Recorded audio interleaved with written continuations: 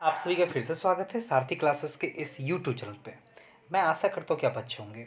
ये जो पहल है, विशेष रूप से हम आज से एक नए कार्यक्रम आप सबके लिए लेकर आ रहे हैं, क्योंकि कहीं ना कहीं 1 फरवरी से आप सभी के इंटर परीक्षा शुरू होने वाले हैं।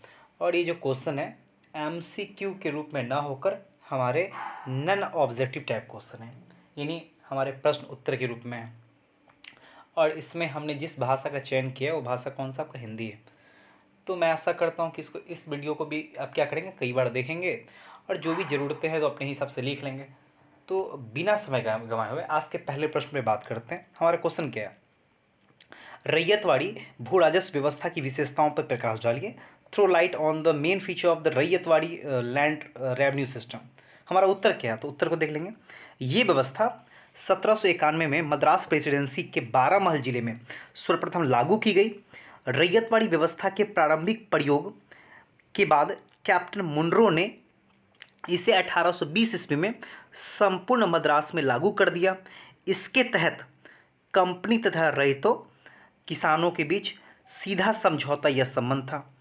राजस्व के निर्धारण तथा लगान वसूली में किसी जमींदार या बिचौलिए की भूमिका नहीं होती थी। कैप्टन रीड तथा टॉमस मुनरो द्वारा प्रत्येक पंजीकृत किसान को भूमि का स्वामी माना गया। आगे देखते हैं, आगे क्या लिखा गया। वह राजस्व सीधे कंपनी को देगा और उसे अपनी भूमि के अधिकार से वंचित नहीं किया जा सकता था, लेकिन कर न देने की स्थिति में उसे भूमि देनी पड़ती थी। इस व्यवस्था के सैद्धांतिक पक्ष के तहत खेत की उपज का अनुमान कर उसका आधा राजस्व के रूप में जमा करना पड़ता था। ठीक है, दूसरे क्वेश्चन देख लेते हैं। हमारा क्या है, अस्थाई बंदोबस्त से कंपनी को क्या लाभ हुए। How was the company benefit by the permanent settlement. तो क्या क्या हमारा है, अस्थाई बंदोबस्त के लाभ ये है, निम्न है। पहला हमारा क्या है, अस्थाई बंदोबस्त होने से सरकार की आय निश्चित हो गई। सरकार की आय क्या हो गई आपकी, निश्चित हो गई। दूसरा, बार बार बंदोबस्त करने की परेशानी से सरकार छुटकारा मिल गया था। तीसरा, अस्थाई बंदोबस्त के होने से जमींदारों को लाभ हुआ, अतः वे सरकार के स्वामी भक्त बन गए। उन्होंने 1857 के विद्रोह में सरकार का पूरी तरह साथ दिया। अगला पॉइंट क्या है, अस्थाई बंदोबस्त हो जाने से सरकारी कर्मचारी तथा अधिकारी अधिक समय मिलने के कारण लोक कल्याण के काम कर सकते थे। ठीक, फिर से इस लाइन को देख लेते हैं। अस्थाई बंदोबस्त हो जाने से सरकारी कर्मचारी तथा अधिकारी अधिक समय मिलने के कारण लोक कल्याण के कार्य कर सकते थे। लास्ट पॉइंट क्या हमारा, चूंकि सरकार को निश्चित राशि देनी होती थी, अतः कृषि सुधार एवं भूमि सुधार से जमींदारों के आपके क्या हुए, आपके अधिक लाभ हुए।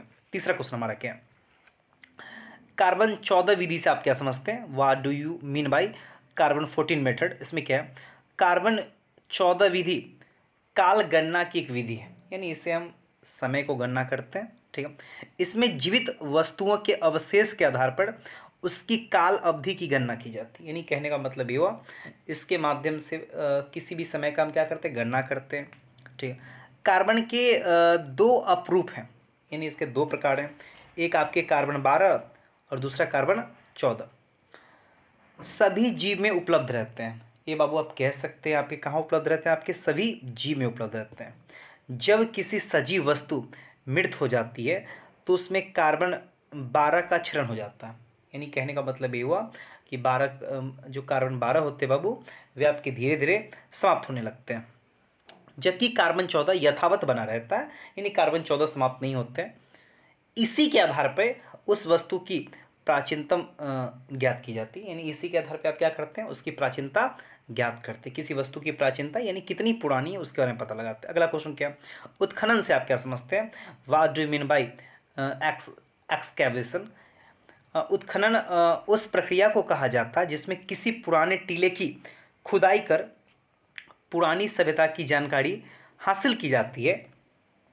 आगे क्या है, यह क्षैतिज और ऊर्ध्वाधर दो प्रकार से किया जाता है। इसमें क्या क्या शामिल होते थोड़ा देख लेते हैं। इसमें प्राचीन कालीन पूर्वाधिशेष जैसे अभिलेख होते हैं। इसमें मृण मूर्तियाँ होती। मृण मूर्तियाँ का मतलब क्या होता है, मतलब होता है मिट्टी की मूर्तियाँ अगला, सिक्के शामिल होते हैं इसमें, भवन भवन के अवशेष होते हैं, ये सारे पाए जाते हैं। आगे, इसी के आधार पर इतिहासकार एवं पुरातत्ववेत्ता उसका काल निर्धारण करते हैं, यानी अलग अलग साक्ष्यों के माध्यम से काल निर्धारण कर रहे हैं और ये भी बता रहे हैं ये कौन से जगहों का इतिहास है।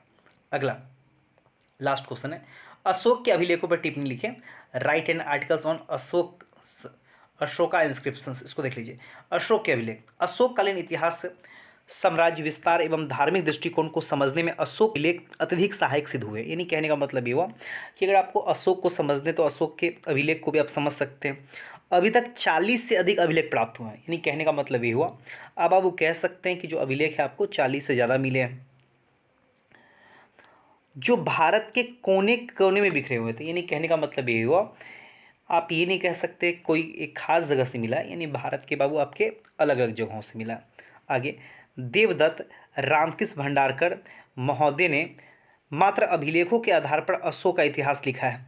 यानी कहने का मतलब ये हुआ अगर आप देवदत्त रामकृष्ण भंडारकर को बाबू देखते हैं, एक इतिहासकार के रूप में बाबू देखते हैं, तो वो बाबू क्या कर रहे हैं, जो उनके पास जो अभिलेख है, अभिलेख के ही आधार पे बाबू क्या कर रहे हैं, वे मौर्य शासक का बाबू क्या कर रहे हैं, इतिहास लिख रहे हैं। यानी जो अशोक का बाबू क्या कर रहे थे, इतिहास लिख रहे थे। अशोक के अभिलेख 3 वर्गों में विभाजित है। यानी कहने का मतलब ये हुआ अगर आप अशोक के अभिलेख को देखते हैं तो ये कितने भागों में आपके हैं, 3 भागों में। पहला आपका क्या, शिलालेख क्या है, शिलालेख। दूसरा क्या आपका है, स्तंभ लेख। तीसरा क्या आपका, गुहा लेख।